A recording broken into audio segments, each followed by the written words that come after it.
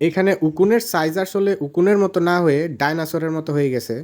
Hello viewers, welcome to our another video. তো আমরা কয়েকদিন যাবৎ খেয়াল করতেছিলাম আমাদের এই সাদা কবুতরটি দিন রাত 24 ঘন্টা তার শরীর বা পালক চুলকায়। তো এই সমস্যার কারণে আমাদের এই কবুতরটি সারাদিন কোনো রেস্ট বা বিশ্রাম নিতে পারে না। আরেকটা জিনিস খেয়াল করলাম, ওর ওজনটা আগের তুলনায় বেশ হালকা হয়ে গেছে। তো ওকে হাতে নিয়ে আমি দেখলাম ওর যে পাখা, এই পাখার ভাঁজের মাঝে অতিরিক্ত পরিমাণে বড় বড় উকুন। তো আমরা আর দেরি না করে সাথে সাথে এই পটাশ নিয়ে আসি। এটা আপনারা যে কোনো ফার্মেসিতে খুব অনায়াসে পেয়ে যাবেন। আমাদের এখানে 10 টাকায় আমরা এটা কিনতে পারি, মানে এটার দাম 10 টাকা। তো এটা হচ্ছে মূলত পটাশিয়াম পার ম্যাঙ্গানেট। এটা আসলে কবুতরের শরীরের যে ব্যাকটেরিয়া, পরজীবী বা উকুন, এগুলো দূর করতে খুব ভালো কাজ করে। তো এটা আমরা কিভাবে ব্যবহার করব আমরা এখানে দেখিয়ে দিচ্ছি আপনাদের। তো ভিডিওটি যদি আপনারা না টেনে শুরু থেকে শেষ পর্যন্ত দেখেন, আপনারা খুব সহজেই এই প্রসেসটি শিখতে পারবেন।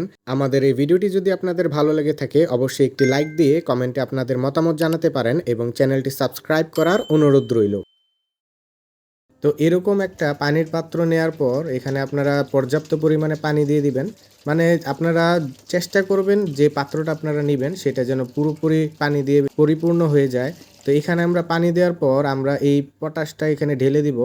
তো পটাশটা কেমন দেখতে আপনাদের আমরা একটু দেখিয়ে দিই। তো এই পটাশটা খোলার পর কিছুটা কালো বর্ণের দেখাবে। তো এই পটাশটা আমরা কতটুকু পরিমাণে নেব সেটা আমরা দেখিয়ে দিচ্ছি। তো এই পটাশটা খেয়াল করে দেখুন, এইটা কিছুটা কাঠকয়লার যে গুঁড়ো ওইটার মতো দেখা যায়, কালো বর্ণের, একদম ছোট ছোট দানাযুক্ত।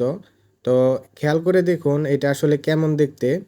তো এটা আসলে আপনারা কতটুকু পরিমাণে ব্যবহার করবেন, ধরেন এই যে এতটুকু পরিমাণে ব্যবহার করতে পারেন। এটা যখন আপনারা পানিতে দিবেন দেখবেন এটার কালো যে দানাটা এটার সাথে সাথে গাঢ় গোলাপি বা জামের যে কালার, আমরা যে জাম ফল খাই ওই জামের যে রং ওইটার মতো হয়ে যাবে।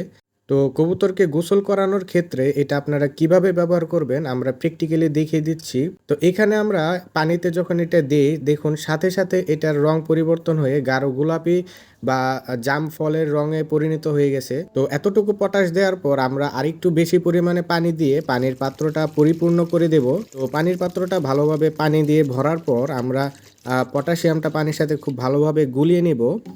তো আপনারা যে কবুতরটা গোসল করাবেন তার যে পাখা সেটা খুব ভালোভাবে মেলে পটাশ মিশ্রিত পানির ভেতর আপনারা 5 থেকে 10 সেকেন্ড ডুবিয়ে রাখবেন, যেন পাখার নিচে খুব ভালোভাবে এই পটাশ মিশ্রিত পানিটি প্রবেশ করতে পারে এবং যেন পরজীবী ধ্বংস হয়ে যায়।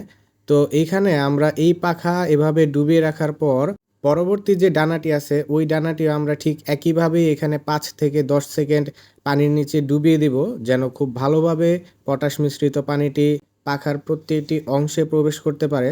তো এখানে আমরা লেজটাও ডুবিয়ে দেব।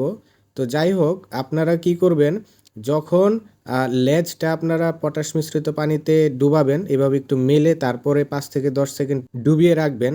এখানে সবচেয়ে গুরুত্বপূর্ণ কথা হচ্ছে যখন আপনারা কবুতরগুলোকে গোসল করাবেন কোনোভাবে যেন চোখে বা কানের ভিতর বা মুখের ভিতর এই পটাশ মিশ্রিত পানি প্রবেশ করতে না পারে।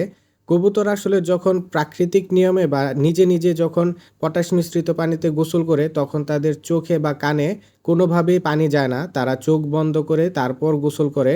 তো এইভাবে আপনারা কবুতরগুলোকে যদি উকুনমুক্ত বা পরজীবী ব্যাকটেরিয়া মুক্ত রাখতে চান এভাবে পটাশ মিশ্রিত পানি দিয়ে গোসল করাতে পারেন। প্রতি মাসে অন্তত 2 বার যদি পটাশ মিশ্রিত পানিতে আপনারা কবুতরকে গোসল করাতে পারেন এটা আপনাদের কবুতরগুলোকে পরজীবী ব্যাকটেরিয়া মুক্ত রাখতে খুবই সাহায্য করবে। আর এখানে আমাদের এই কবুতরটা খুব চঞ্চল হওয়ার কারণে আমরা ওকে গোসল করাতে পারিনি। তো যাই হোক, পটাশ মিশ্রিত পানি ধরার পর অবশ্যই ভালোভাবে হাত ধুয়ে নেবেন। ভিডিওটি দেখার জন্য ধন্যবাদ।